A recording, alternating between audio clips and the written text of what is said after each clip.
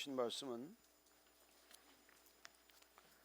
마태복음 6장 19절로 24절까지 말씀입니다. 한 목소리로 읽습니다. 시작. 너희를 위하여 보물을 땅에 쌓아두지 말라. 거기는 좀과 동록이 해하며 도둑이 구멍을 뚫고 도둑질하느니라. 오직 너희를 위하여 보물을 하늘에 쌓아두라. 거기는 좀이나 동록이 해하지 못하며 도둑이 구멍을 뚫지도 못하고 도둑질도 못하느니라. 내 보물 있는 그곳에는 내 마음도 있느니라. 눈은 몸의 등불이니 그러므로 내 눈이 성하면 온 몸이 밝을 것이요 눈이 나쁘면 온 몸이 어두울 것이니 그러므로 내게 있는 빛이 어두우면 그 어둠이 얼마나 더하겠느냐. 한 사람이 두 주인을 섬기지 못할 것이니 혹 이를 미워하고 저를 사랑하거나 혹 이를 중히 여기고 저를 경히 여김이라. 너희가 하나님과 재물을 겸하여 섬기지 못하느니라. 아멘. 하나님 아버지, 저희들이 기도하고 찬양 드린 대로 하나님 한 분만을 섬기기 위하여 이 자리에 나와왔습니다.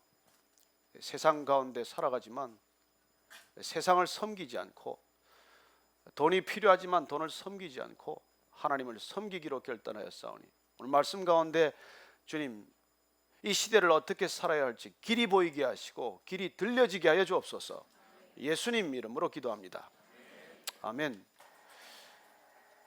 예수님께서 이 땅에 도대체 그리스도인으로 산다는 것이 어떻게 사는 것이냐, 하나님의 백성으로 사는 것이 대체 어떻게 사는 삶이냐, 이미 7번 우리 말씀을 통해서 이 산상수훈의 전반부를 통해서 이미 다 말씀해 주셨습니다. 사실 그렇게 그리스도인으로 살아간다면 이렇게 꼭 이 자리에 모여서 예배 드릴 필요도 없어요. 주님께서 이 땅에 오셔서 진정한 종교적 혁명을 저희들에게 보여주셨습니다. 그것은 성경과 말씀과 성령으로 충분하다는 것입니다.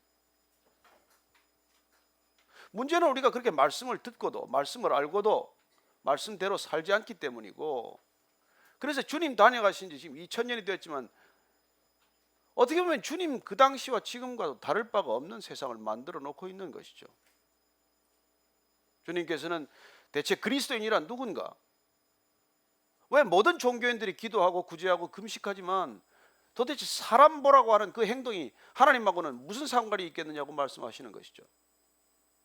남을 돕는다고 돕지만, 영적인 훈련을 위해 금식도 하지만, 날마다 기도하지만 그것이 여전히 내 중심이고 너를 위한 것이라면 하나님께서 그걸 왜 받겠느냐고 물으시는 것이죠.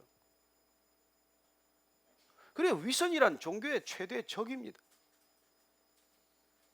마음은 아닌데 그렇게 그런 양 살아가는 것, 그걸 가장 예수님께서는 질타하신 것이죠. 그리고 어떻게 보면 지금까지 말씀하신 것으로 충분해요. 저도 이런 각급 학교에 27년간 교육을 받았습니다. 그러나 지금 돌이켜보면 그냥 살아가는데 가장 필요한 것은 한글하고 구구단 정도예요. 그렇게 많은 교육을 받았지만 별로 도움되는 거 없습니다. 우리가 성경을 그렇게 통째로 읽고 그렇게 통독을 해가지만은 정말 그 가운데서 주님께서 하시는 말씀, 내게 주시는 말씀을 우리가 듣지 않고 먹지 않고 살지 않으면 그냥 한낱 종교인으로 전락하고 말겠죠. 예수님께서 오늘 이렇게 전반부 산상수훈이라고 부르는, 천국 대헌작이라고 부르는 하나님 백성의 기준점을 우리에게 알려주시고 나서 이제 후반부에 들어와서 주님께서 우리에게 이걸 알려주고 계십니다. 그렇게 내가 살면 될 터인데 왜 못 사느냐? 무엇 때문에 우리는 그리스도인으로 사는 것이 그렇게 힘드냐? 뭐에 걸려서 넘어지느냐? 왜 그렇게 못 사는지를 3가지로 알려주고 계신 것이죠. 우리가 그리스도인으로 살아가는데 가장 큰 장애물이 무엇입니까? 재물이라는 것입니다. 내가 보물처럼 여기는 그 보물 때문에 너는 결코 신앙인의 길을 제대로 못 걷고 있지 않느냐고 묻는 것이나 마찬가지죠. 그래, 우리가 오늘 재물 문제를 들여다볼 것입니다. 말씀을 통해서.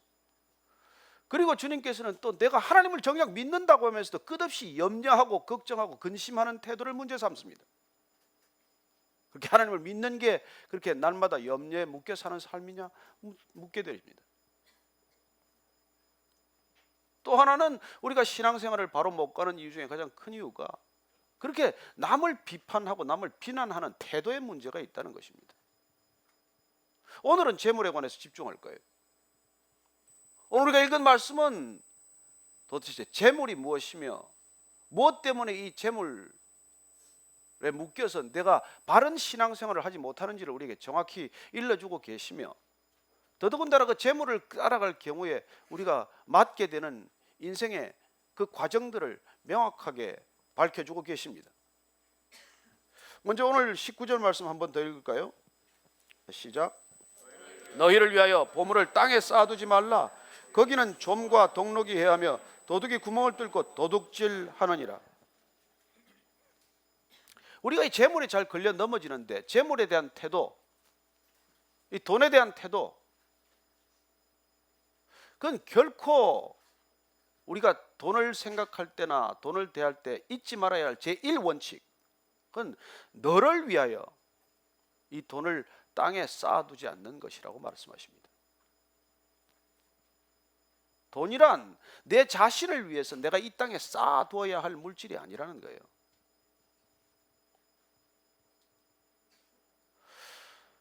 왜 돈을 땅에 쌓아두지 말라, 너 자신을 위해서 쌓지 말라고 말씀하십니까? 돈이 우리의 안전을 보장하지 않기 때문이죠. 우리는 돈이 있으면 내가 무슨 안전을 보장받을 수 있다고 믿습니다. 그래서 자식이 없어도 돈이 낫다고 말하고, 심지어 친구나 무슨 배우자가 없어도 돈이 낫다고 말하는 세상을 살고 있습니다. 어떻게든 돈을 쌓는 것에 주력하는 세상을 살고 있습니다. 이렇게 거대한 세상의 흐름을 주님께서는 전혀 거슬러 가라고 말씀하시는 것은 마찬가지죠. 내 보물을 땅에 쌓아두지 말라는 것입니다. 그게 결코 내 안전을 담보하지 못하는 이유를 이렇게 설명하십니다. 그렇게 쌓아놔 봐야 그게 좀이 슬고 녹이 슬고 못 쓰게 된다는 거예요. 더더군다나 그 재물이 도둑을 부른다고 말합니다. 그거 없으면 괜찮을 텐데 그 재물 때문에 도둑이 들어온다고 말해요. 여러분, 도둑이 밖에서만 들어옵니까? 안에서는 도둑이 안 생깁니까? 안에서는 도둑질 하는 사람이 없습니까? 보면은 가족들도 도적이나 마찬가지더라고요. 제가 뉴욕에 한 교민을 아는데 그분이 정말 일찍 그 이민 1세대 때 돈 많이 벌었어요. 되게 컨비니언스 스토어나 이런 거 하지 않습니까? 돈 엄청 벌었어요. 날마다 돈을 이렇게 가방에 쌓아가지고 들어왔습니다. 새벽에 갔다 밤에 들어오는데 그 돈 셀 겨를이 어디 있습니까? 그러니까 날마다 돈을 세지도 않은 채 방에다가 하나 지정해서 방을 금고처럼 사용한 것이죠. 그렇게 돈이 쌓이니까 어떤 일이 일어났겠어요? 밖에서 도적이 들어오지 않았습니다. 큰아들이 살금살금 돈에 손댄 것이죠. 얼마를 가져가는지도 몰라요. 세지도 않았는데 얼마 없어진 줄 알겠습니까? 결국은 그 돈 살금살금 손대다가 그 아들 마약하기 시작하고 도박에 손대서 그 아들만 버린 게 아니라 가족 전체, 가정 전체가 파탄을 맞았어요. 그래서 저는 돈을 착실히 예금합니다. 어떻게 거기다 둡니까? 세이프티 박스에 두면 좋죠. 그렇게 말할지 모르겠지만, 그러나 예수님께서 말씀하셨던 2000년 전이나 지금이나 돈의 본성, 재물의 본성은 동일하다는 것입니다. 그것이 결국은 부패시킨다는 뜻이에요. 누구를? 돈을 쌓는 사람을 부패시키는 것이죠. 여러분, 내가 돈을 소유하는 것 같아도 시간 지나면 어떻습니까? 돈이 나를 소유하지 않습니까? 내가 물질을 소유하는 것 같지만 물질이 결국 나를 소유하는 것 아닙니까? 내가 소유하는 것 같지만 소유가 나를 소유하는 것 아닙니까? 무슨 자유가 있습니까? 점점 일껏 자유하기 위해서 어떻게 보면 물질적인 어려움으로부터 자유하겠다고 돈을 추구하지만 결국 돈을 점점점 추구하다가 돈에 묶여서 결국은 돈으로부터 더 자유롭지 못한 삶으로 치닫는 사람을 얼마나 많이 봅니까? 그 미국 교민만의 일입니까? 이 땅에서는 그런 일이 없습니까? 제가 어제 들렀는데 정말 전 처음 그런 벤츠 봤어요. 이게 문이 날개처럼 이렇게 열리는 또 벤츠가 있더라고요. 누가 내리나 봤더니 20대 아이들 둘이에요. 갑자기 우리 아들이 안 된 거예요.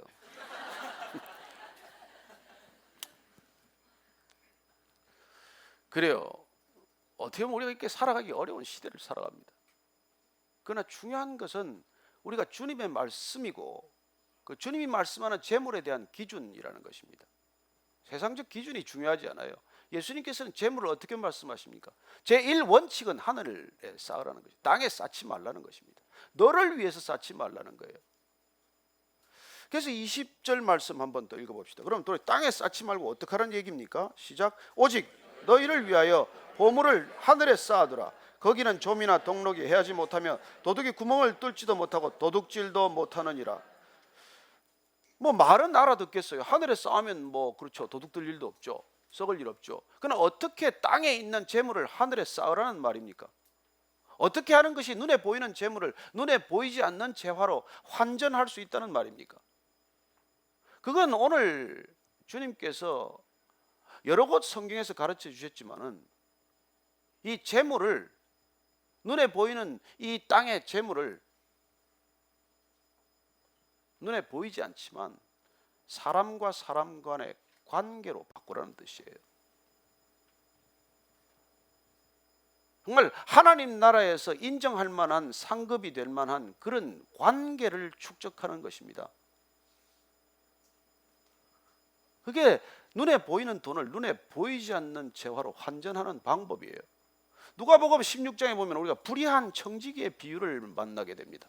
성경을 처음 읽는 사람들은 거기 맥혀요. 도대체 거기 나오는 사람을 왜 지혜롭다고 하는지 이해가 안 갑니다. 이 사람 주인의 돈을 유용하다가 함부로 쓰고 낭비하다가 목이 잘리게 생겼어요. 낌새를 채우고는 갑자기 이 사람이 별짓을 다 합니다. 회사가 받아야 할 부채를 마음대로 탕감하는 것이죠. 불러서 이 사람은 뭐 10억인데 5억 써주고 저 사람은 뭐 1억인데 5천만 원 써주고 그런 식으로 막 이렇게 거짓 계약서를 만드는 거예요. 여러분 그러면 우리가 상식적으로 보면 어떤 사람입니까? 공금 유용하다가 지금 발각이 돼서 목이 잘릴 판인데 다시 지금 배임에다가 횡령에다가 이 지금 못할 짓을 다 하고 있는 거 아니에요. 고발하면 그냥 바로 감옥에 갇히는 사람이에요. 그런데 이 사람을 갖다가 놓고 예수님께서는 뭐라고 평가를 하십니까? 누가복음 16장 8절 말씀입니다. 8절 말씀. 제가 읽어드릴게요. 주인이 이 옳지 않은 청지기가 일을 지혜 있게 하였으므로 칭찬하였으니 이 세대의 아들들이 자기 시대에 있어서는 빛의 아들들보다 더 지혜로움이니라. 맞는 말입니까? 이해가 되세요? 그래야 뭐 여러분 설교도 여러 번 들었겠죠. 그리고 왜 예수님께서 이 옳지 않은 청지기, 불의한 사람, 이 사람을 지혜롭다고 도대체 지혜라는 표현을 써가면서 칭찬할 수가 있으며 이 세대의 아들들, 하나님 안 믿는 사람들이 빛의 아들들, 하나님 믿는 사람보다도 더 지혜롭다고 말합니까? 어떻게 교회 안 다니는 사람이 교회 다니는 사람보다 더 지혜로울 수 있습니까? 돈을 제대로 쓰면 그런 평가를 받는다는 거예요. 재물을 제대로 다루면 그런 평가를 들을 수 있다는 것입니다. 여러분, 재물을 재물로 대하고 재물을 재물답게 쓸 줄 아는 것이 지혜라는 뜻이에요. 왜 이렇게 부당한 방법으로 돈을 썼음에도 불구하고 지혜롭다는 말씀을 예수님께서 하실 수가 있습니까? 그는 적어도 자기 돈도 아니지만은 이 돈이란, 재물이란 무엇을 위한 것인지의 그 본질을 정확히 알고 있기 때문에 그런 평가를 받은 것이죠. 여러분, 재물이란 사람과 사람과의 관계를 만드는 데 필요한 것이지 나를 위해서 그렇게 쌓는 게 아니라는 것이죠. 그는 앞으로 이제 월급도 못 받게 될 터인데 내가 이 빚을 탕감시켜 줌으로써 그 사람들과의 좋은 관계를 가지고 살아가기로 결정한 사람이에요. 이걸 지혜라고 말한 것입니다. 마치 말이죠. 어쩌면 뭐 비유가 꼭 적절치는 않지만은 오늘 뭐 이 교회 오다가 어떤 분이 헌금하겠다고 뭐 11조 하겠다고 들고 오다가 아니 뭐 서울역 앞에서 그냥 노숙자를 봤어요. 마음이 안 됐어. 그래서 그냥 헌금 거의 다 그냥 줘버렸어요. 그리고 택시 타고 오는데 또 보니까 택시 운전사가 행색이 초래해. 팁을 또 듬뿍 주고 내렸어요. 그냥 성전에는 빈손으로 들어왔어요. 어쩌면 주님께서 그 사람을 보고 내가 오늘 가장 큰 헌금을 내게 했구나, 그렇게 말씀하시고 내가 지혜롭다라고 말할지 모른다는 거예요. 여러분, 이 재물이라는 걸 가지고 예수님께서 우리를 어떻게 대하는지 보라는 것입니다. 그래서 우리가 이 불의한 청지기 비유를 들으면 그야말로 오랫동안 신앙생활하는 사람들, 모태 신앙인들은 마음이 좀 불편하고 잘 얼른 와닿지 않아요. 그러나 저 같은 사람은 속이 시원해요.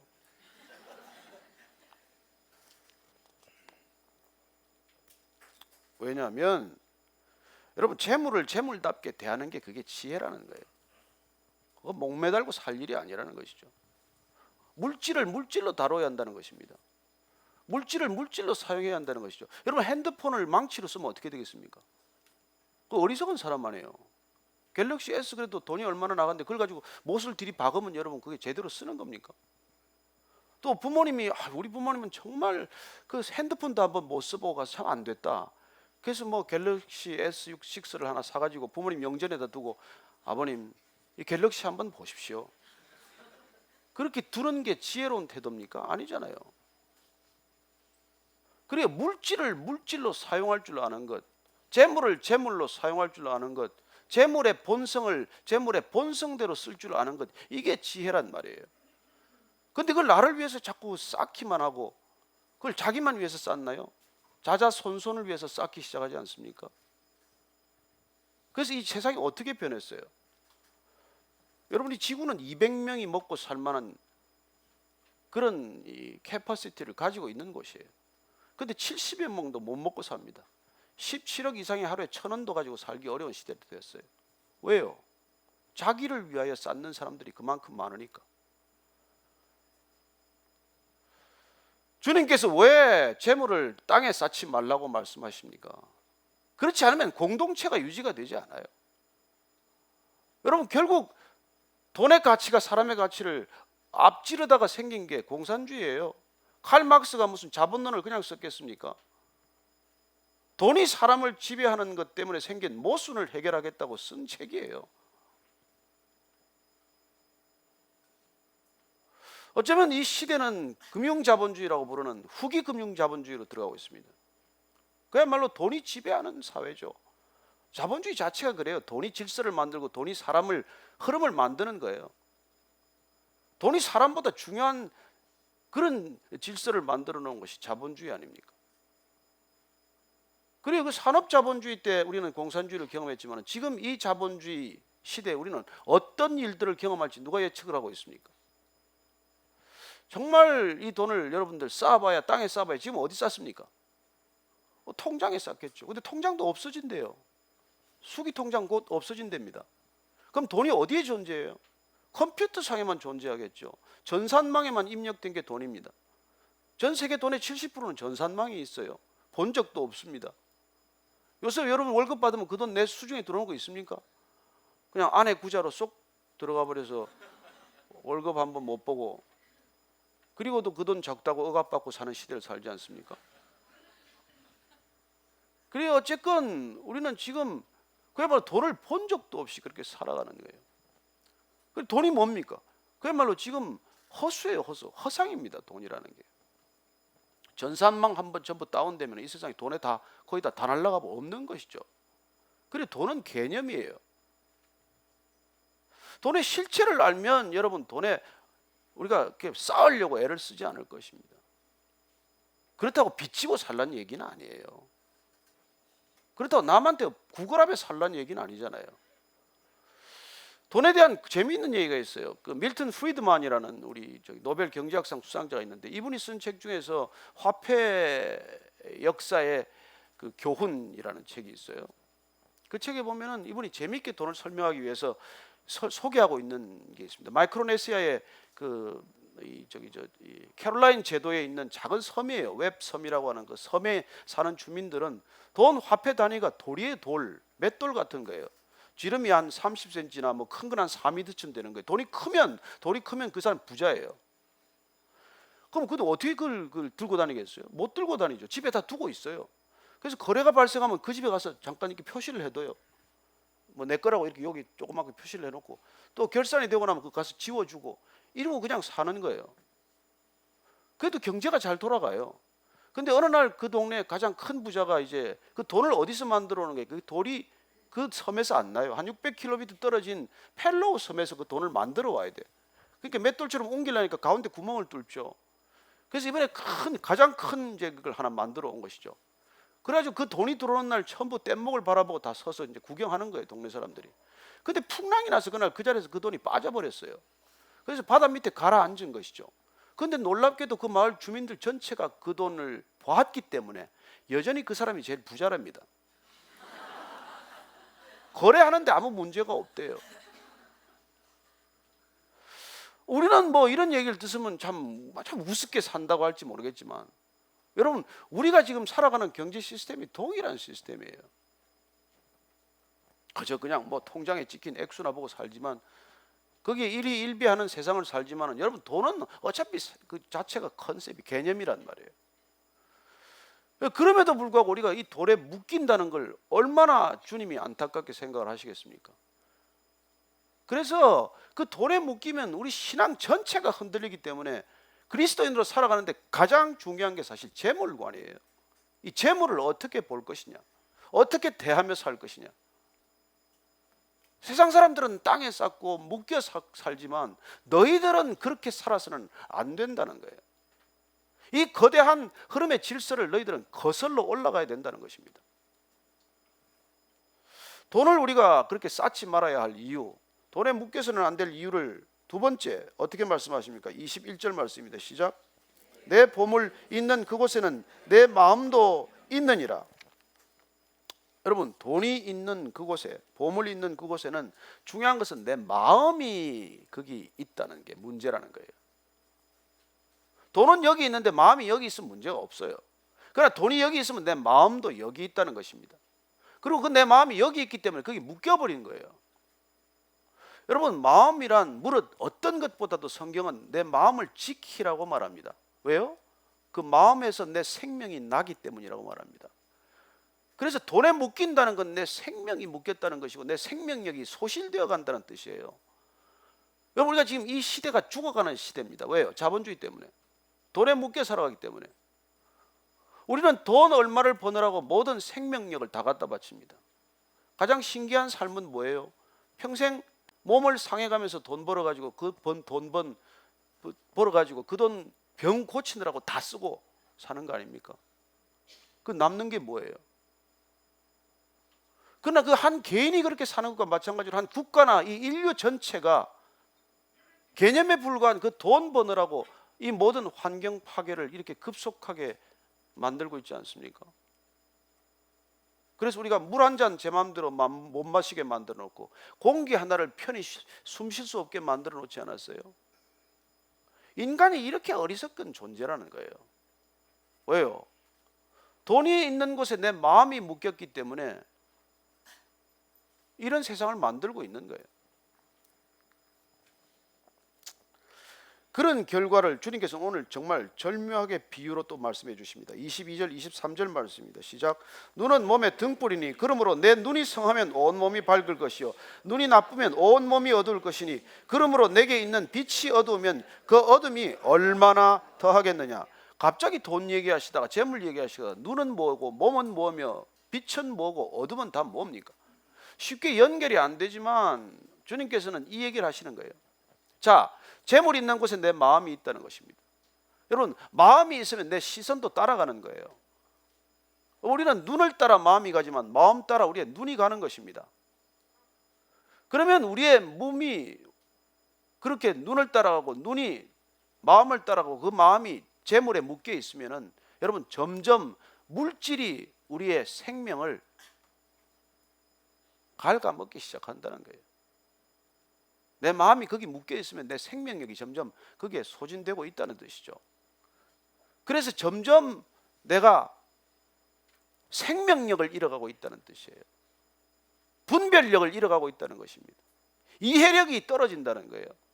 여러분, 돈에 묶인 사람 보십시오. 분별력이 없습니다. 돈을 가장 중요하게 생각하는 사람 보십시오. 눈이 동전 같아요. 이 디모데 전서를 보면 이렇게 되어 있습니다. 디모데 전서 6장 10절 말씀, 여러분들이 잘 아는 말씀이죠. 돈을 사랑함이 일만 악의 뿌리가 되나니 이것을 탐내는 자들은 미혹을 받아 믿음에서 떠나 많은 근심으로 자기를 찔렀도다. 여러분, 돈 사랑하고 사는 것, 돈에 묶인 삶이 어떤 과정을 거치는지를 이렇게 정확하게 바울이 디모데에게 지금 가르쳐주고 있는 것입니다. 자, 너 돈을 사랑하는 것이 모든 악의 뿌리다라고 말합니다. 그래서 돈을 탐욕스럽게 대하는 자들은 미혹을 받아 혼란스러워져서 길을 잃고 방황하게 되어서 그리고는 믿음을 결국 떠나게 된다는 것입니다. 하기야 뭐 돈은 믿겠죠.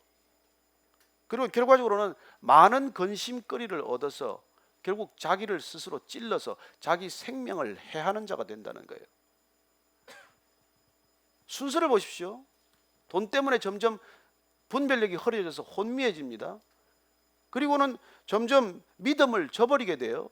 여러분, 교회 나와도 여러분 뭐 믿음 그까짓 것 잃어버리는 거 한순간 아닙니까? 돈만 한번 잃어보십시오. 뭐 주님이 어디 계십니까? 믿음에서 떠나는 것도 순식간이지만은 근심이 한순간에 늘어나는 것이죠. 그리고는 끝내 그 근심 때문에 자기 몸을 상하는 데까지 이른다는 것이죠. 이런 일들이 날마다 일어나고 있다는 것입니다. 저는 돈을 사랑하는 것이 일만하게 뿌리 정도가 아니라고 생각을 해요. 여러분, 돈을 생각하는 것만 해도 일만하게 뿌립니다. 저도 뭐 직장생활 오래 하면서 돈을 이렇게 절박한 상황을 겪었어요. 정말 돈이 필요한 상황. 그리고 제가 말씀대로 살아보려니까 그게 쉽지 않습니다. 저는 여러분들한테 이런 설교 사실 하고 싶지 않아요. 고통스러워요.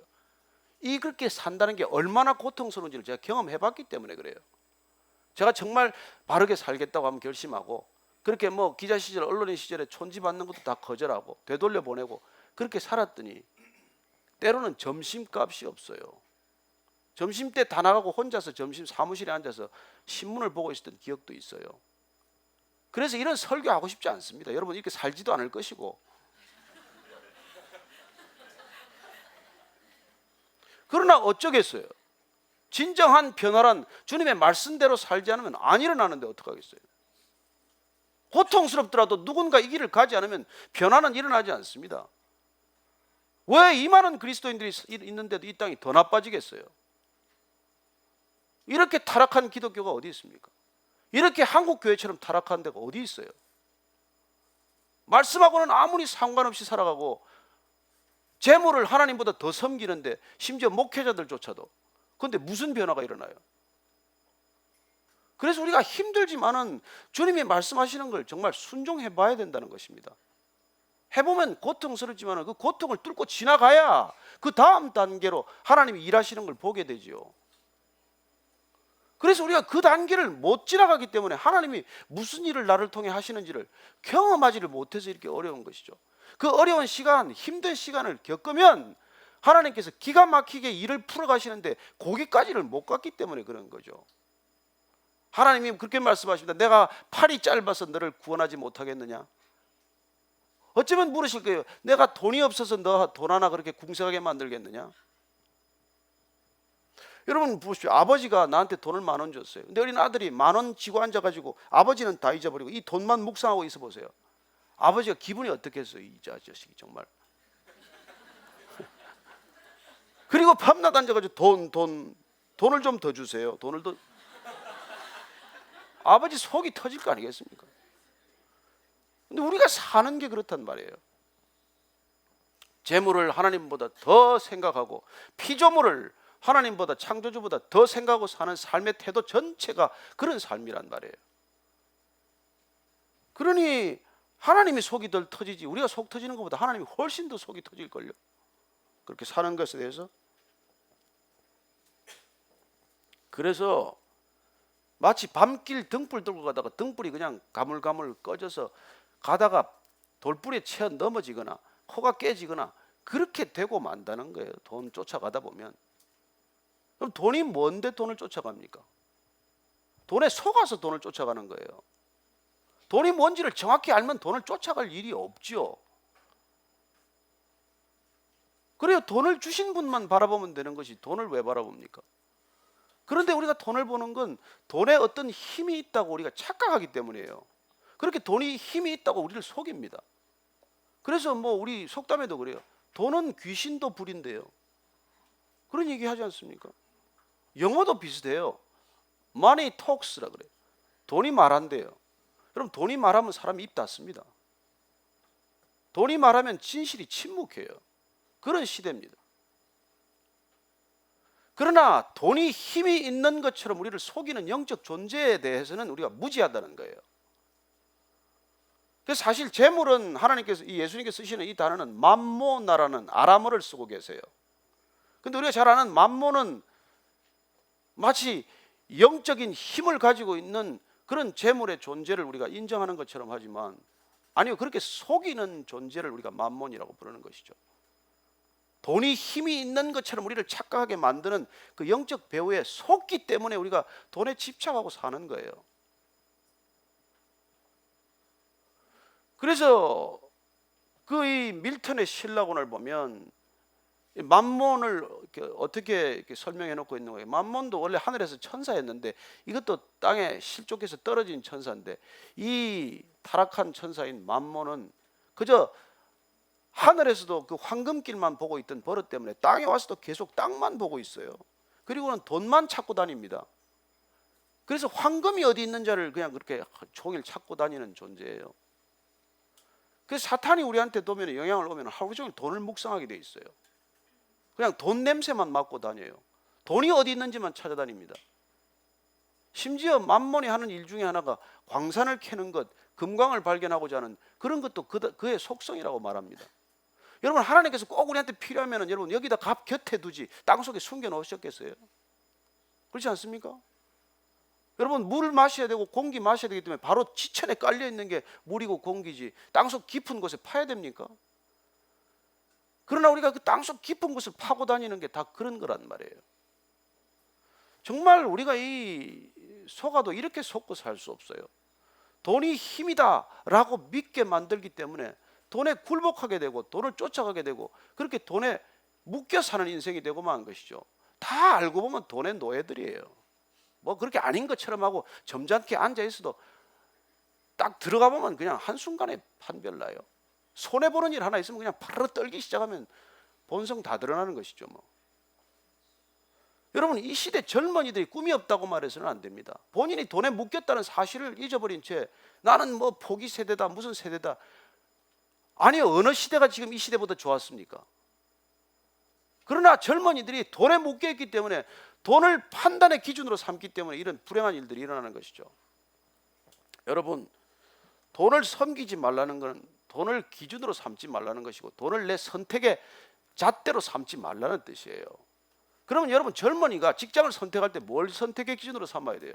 돈 얼마 더 준다고 우리 가서 됩니까? 내가 어떤 꿈을 가지고 내 재능을 어떻게 꽃피우며 살아야 할지를 생각하는 사람이 돈 몇 푼 때문에 왔다 갔다 해서 되겠어요? 지금 돈이 좀 안 생기더라도 꿈을 향해서 질주해야 될 나이에 돈을 쫓아가면 이 시대, 이 사회, 우리 민족의 미래가 어디 있습니까? 또 한참 결혼해야 될 사람이, 젊은이들이 이 사람이 무슨 가치관을 가지고 살아가고 있나, 어떤 걸 추구하고 있나, 이거는 안 따져보고 부모 돈이 얼마인가, 저 사람 월급이 얼마인가, 차는 뭘 타고 다니나, 이런 걸 선택의 기준으로 삼는데 그 가정에 무슨 미래가 있겠어요? 불을 보듯 뻔하죠. 어떻게 될 것인지.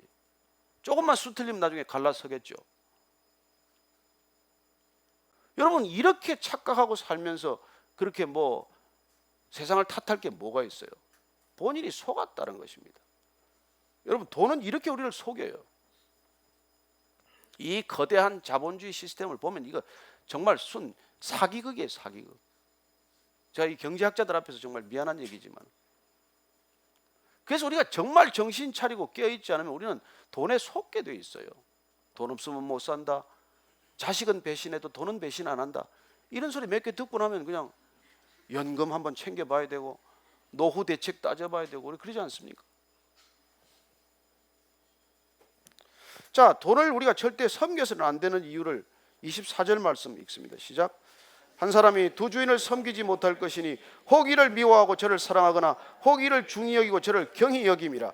너희가 하나님과 재물을 겸하여 섬기지 못하느니라.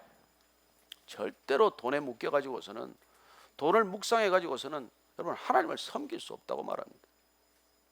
하나님은 섬김의 대상이고 돈은 섬김의 대상이 아니지 않습니까? 그러면 이런 비유가 사실은 적절치 않아요. 돈과 하나님은 등가가 아니기 때문에 비교의 대상도 아니고 이런 표현 자체는 해서는 안 되는 말입니다.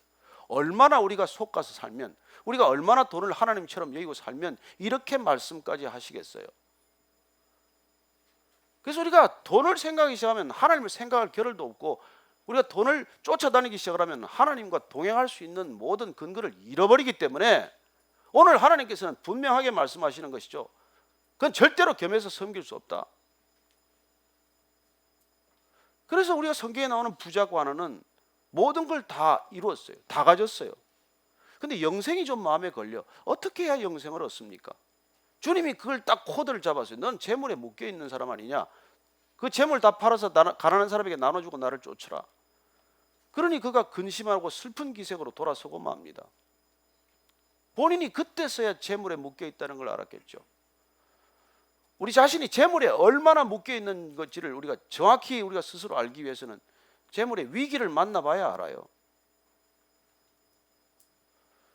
그래서 오늘 주님께서는 우리에게 정말 이 돈을 섬겨서는 안 된다는 걸 정말 뼈저리게 깨닫도록 말씀하고 계신 것입니다. 돈은 우리가 쫓아갈 대상이 아니라는 거고, 섬겨서도 안 될 것이고, 묶여서도 안 될 것이고, 절대로 돈의 노예가 돼서는 안 된다는 것입니다. 아니, 돈이 나를 쫓아와야지 왜 내가 돈을 쫓아갑니까? 그리고 우리가 꿈을 쫓으면, 우리가 주님을 쫓아가면, 하나님의 나라를 추구하면 그것들이 채워지는 것을 경험해야 하나님의 백성으로 사라지지, 그걸 경험하지 못하면 우리는 이 세상에서 세상 사람들과 아무것도 구별되지 않는 채 살아가면서 스스로 착각하고 살 뿐이에요. 그러면 교회 다닌다고 그리스도인입니까? 이 재물관 하나가 해결이 되지 않으면 여러분 그리스도인으로 살 수가 없게 되어 있어요. 날마다 돈을 묵상하는데 어떻게 그리스도인이 될 수가 있습니까? 시편 1편은 그렇게 말합니다. 복 있는 사람은 악인의 꾀를 쫓지 아니하고 죄인의 길에 서지 아니하고 오만한 자의 자리에 앉지 아니하고 오직 주야로 말씀을 묵상하는 자로다 라고 말합니다. 왜 주야로 말씀을 묵상하는 것이 복이겠습니까? 저는 이 말씀을 준비하면서 깨달았습니다. 주야로 말씀을 묵상하기 때문에 돈을 생각할 겨를을 놓친 것이 복입니다. 소명이란 무엇입니까? 왜 소명받은 사람은 복 있는 사람입니까? 그 소명에 미쳐서, 소명에 빠져서 돈을 생각할 시간이 없기 때문에 복이에요. 왜 맡은 일을 열심히 하는 것이 복입니까? 주어진 일에 성실하고 최선을 다하는 게 왜 복입니까? 거기에 최선을 다하느라고 돈 따위를 생각할 겨를이 없기 때문에 그 사람은 정말 복이 있는 사람인 것이죠. 저는 이 시대 그리스도인들이 정말 하나님을 묵상하고 말씀을 묵상하고 그리고 하나님의 소명을 받았기 때문에 그 일에 일생을 그냥 던지다가 돈 걱정은 좀 안 하고 살게 되기를 축원합니다. 그게 진정한 그리스도인의 복이에요. 돈 때문에 우리가 시달릴 수밖에 없는 세상, 돈이라면 무슨 짓이든지 하는 이 세상 가운데 그리스도인으로 산다는 게 뭐예요? 어떻게 사는 것이 진정한 그리스도인입니까? 돈으로부터 풀려나는 거예요. 그래서 우리가 여리고 성의 삭개오가 주님 만나자마자 돈으로부터 풀려나는 것을 보는 것이죠. 진정한 신앙이란 무엇입니까? 물질로부터 풀려나는 거예요. 더 이상 물질을 섬기지 않게 되고 물질에 묶이지 않게 되고 물질에 끌려다니지 않는 그런 생애를 결단하는 것입니다. 내가 비록 좀 못 살더라도, 내가 비록 좀 손해보더라도 내가 선택하는 모든 결정의 선택지, 선택의 기준은 더 이상 돈이 아니다, 물질이 아니다. 이게 그리스도인의 삶의 시작이라는 것입니다. 그래서 지금까지 아무리 주님께서 7번 말씀을 해주셨지만은 이 재물관에 우리가 묶여버리면, 이게 우리가 분명하지 않으면 우리는 한 걸음도 더 못 나가요. 우리 삶의 본질적인 변화는 불가능합니다. 그래서 우리가 정말 이 어려운 시대를 살면서 돈이면 모든 것이 다 되는 것처럼 살아가는 이 세상 한가운데서, 그 중심에서 아니요, 돈이 모든 것을 결정하는 것이 아니라 하나님이 모든 것을 결정합니다, 이렇게 선포하고 살려면 여러분 이게 보통 일이겠습니까? 이 무거운 중력을 우리가 어떻게 빠져나가겠습니까? 내 힘으로 못해요. 내 힘으로 불가능해요. 그야말로 성령님이 오셔서 우리를 붙들어 끌고 가지 않으면 우리는 내 힘으로는 이 중력에서 못 벗어납니다. 왜 성령 세례를 받으라고 하시겠습니까? 왜 십자가를 통과라고 하시겠어요? 여러분, 그래서 우리는 이 자본주의 시대를 이기는 걸 역발상, 초발상으로 사는 게 성경적이에요. 그건 뭐냐면 내가 살아있어서는 이 거대한 자본주의 흐름을 못 뚫고 나가기 때문에 내가 먼저 죽는 것을 경험하기로 결단한 것입니다. 여러분, 내가 죽었는데 내 게 어디 있어요? 내 생명도 내 것이 아닌데 내 소유가 어디 있습니까? 그래서 이 모든 소유로부터 벗어나는 것, 소유로부터 자유로워지는 것, 이게 구원이에요. 구원. 이게 구원의 본질이에요.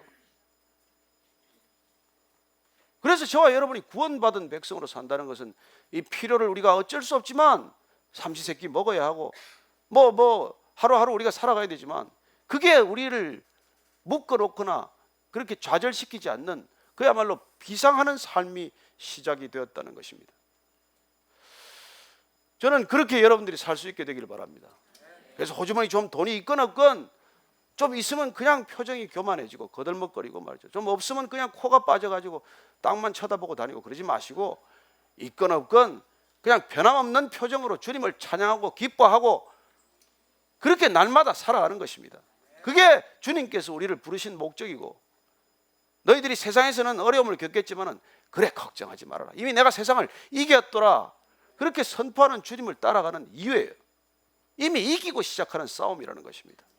그러나 여러분이 돈을 쫓아가면 일평생 한 번도 이길 수가 없을 거예요. 신격호 씨가 돼도 못 이길 거예요. 저는 여러분들이 정말 이 시대에 그리스도인으로 산다는 것, 주님의 말씀대로 살기 위해서 첫 번째 해야 될 게 이 재물관이 정리가 되어야 한다는 것입니다. 섬기지 마십시오.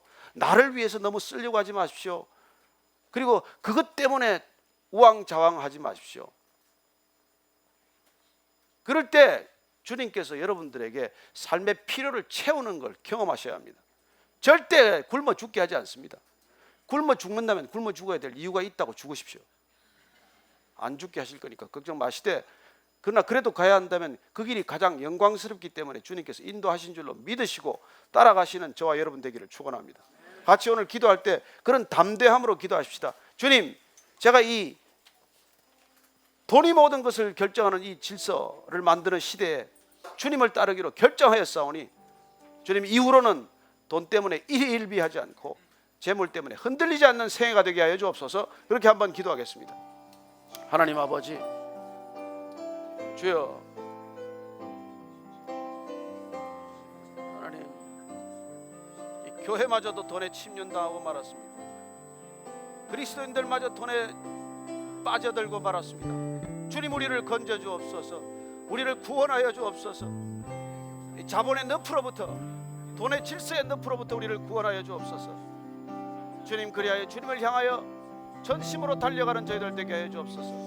여호와 니시, 깃발 되신 하나님, 우리의 고난이 변하여 찬양이 되는 그 입술에 찬양을 올려드리는 삶이 되게 하여 주옵소서.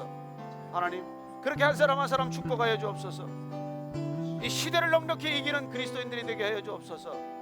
온 세상을 넉넉히 품고 이겨내는 그리스도인들이 다 되게 하여 주옵소서. 하나님, 들어주시옵소서. 하나님 아버지, 세상을 향하여 비난할 것도 없습니다.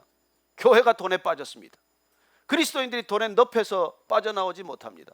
주님, 오늘 말씀하신 대로 돈을 겸하여 섬길 수 없다고 하셨사오니 주님, 하나님 한 분께만 우리가 집중하기로 결단하고 돈 섬기는 일에서부터 날마다 빠져나오게 하여 주옵소서.